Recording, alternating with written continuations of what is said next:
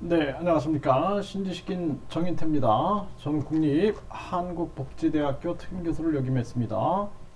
중국 해외 53개국에서 불법 경찰서 120곳을 운영했다라는 것입니다. 한국에서는 이 참 심각한 문제인데요. 네, 한번 보겠습니다. 네, 한국, 일본도 뚫렸다라는 거죠. 중국이 해외 53개국에서 불법 경찰서 102곳을 운영했다라는 것입니다. CNN은 이탈리아, 크로아티아 등은 정부가 공조 활동도 했다라는 거예요. 참 안타까운 일이 아닐 수가 없고요. 주로 이 해외 경찰서를 설치해서 망명 인사나 반체제 자국민들을 감시하고 경우에 따라 귀국까지 강제하고 있다라는 것입니다.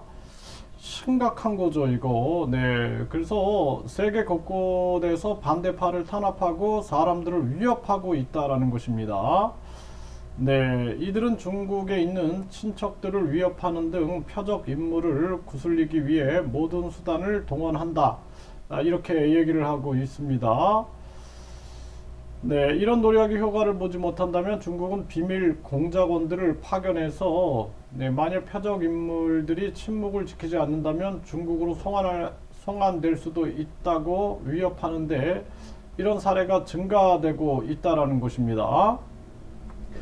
그래서 우리나라가 국제간첩제재법이 있어야 됩니다. 그래서 국가보안법은 북한을 대상으로 국가보안법을 운영하고 그리고 중국이라든지 뭐 러시아라든지 이란이라든지 또는 그 외에 다른 나라들 한국에서 첩보 활동을 한다든지 또는 이렇게 불법 활동을 하는 이러한 국제 간첩 제재법, 국제 스파이 제재법 여기에다가 이제 이런 조항도 넣어가지고 이런 불법 경찰 행위라든지 이러한 것들도 우리가 막아낼 수 있는 것을 하지 않으면은 이거 굉장히 위험한 겁니다. 이게 또 예를 들어서 한국인들 중에서도 반중 발언을 한다든지 이렇게 되면은 이들의 공격 대상이 될 수도 있는 거죠. 심각한 문제가 아닐 수가 없다라는 것입니다. 그래서 지금 외국인 투표권을 폐지하라라고 제 이 채널에서도 한 2년 정도 계속 외쳤는데요. 요즘에 뭐 법무부에서 외국인 투표권 폐지에 대한 목소리가 나오고 있는데 적극적으로 전개를 해가지고 외국인 투표권을 빨리 폐지를 해야 한다라는 것입니다. 그리고 한국이 이 미국이라든지 또는 중국이라든지 러시아, 북한, 일본 각국의 한국에 대한 각종 침해 행위에 대해서도 철저하게 우리가 대응해 나가지 않으면 안 된다.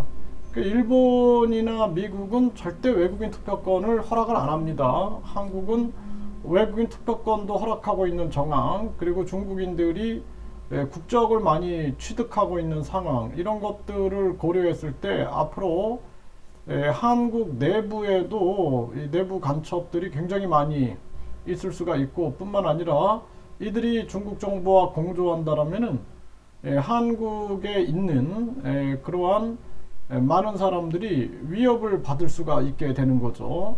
있을 수 없는 일들이 벌어지고 있는 거죠. 이게 참 안타깝고 우리 정부가 이런 부분에 대해서 국제 스파이 단속법, 국제 스파이 단속법, 그리고 국제 간첩 제재법 이런 것들을 철저하게 이걸 실행할 그러할 게 이제 늦었다라는 거죠. 이거 빨리 시행을 해야 한다 이렇게 말씀을 드립니다.